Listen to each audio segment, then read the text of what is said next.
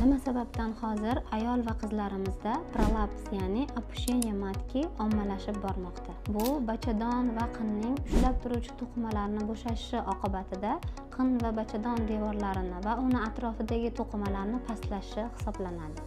Kasallikning asosiy sabablari bu tug'ma biriktiruvchi to'qimaning yetishmovchiligi bo'lib, kollagen sintezini buzilishi oqibatida yuzaga keladi.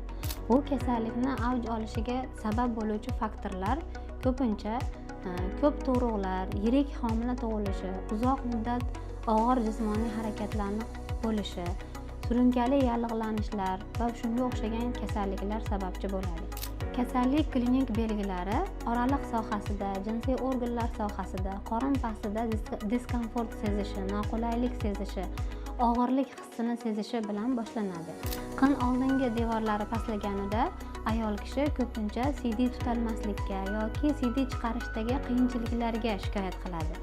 Qin oldingi orqa devorlari pastlaganda esa bemor axlat chiqarishdagi muammolar bilan shikoyat qiladi, ya'ni gaz va axlatning to'liq chiqmasligi, uzoq muddat ushlanib qolishi bilan shikoyat qiladi.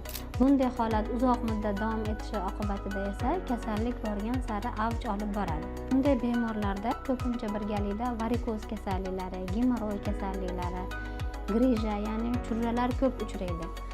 Bunday holatda bemor seksual disfunksiyaga ham shikoyat qiladi, ya'ni jinsiy hayotdagi muammolarga ham bemor shikoyat qiladi.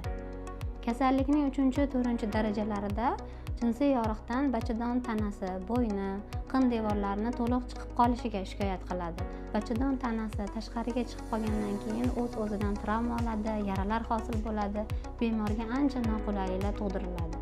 Kasallikka tashxis qo'yish asosan ginekologik ko'ruv asosida va bemorning shikoyatlariga asoslanib qo'yiladi. Qo'shimcha tekshiruvlardan UZI tekshiruvi, MRT tekshiruvi dinamikada va CD pufagidagi qoldiqni aniqlash tekshiruvlari natijasida ko'pincha diagnoz qo'yiladi. Kasallikni davolash bemorning shikoyatidan kelib chiqib konservativ va operativ yo'l bilan amalga oshiriladi. Kasallikning yengil darajalarida biz bemorlarga ko'pincha chanoq muskullarini mustahkamlaydigan mashqlarni muntazam bajarishlarini tavsiya qilamiz. Surunkali kasallik, shamollashlar bo'lsa, ularni davolashni tavsiya qilamiz. 3-4 darajalarda esa faqat bemorga operativ yo'l bilan yordam beriladi. Bunday bemorlar operatsiyagacha ham, operatsiyadan keyin ham o'zini doim ehtiyot qilib yurishlariga to'g'ri keladi. Og'ir mehnat bir umr qilishmaydi.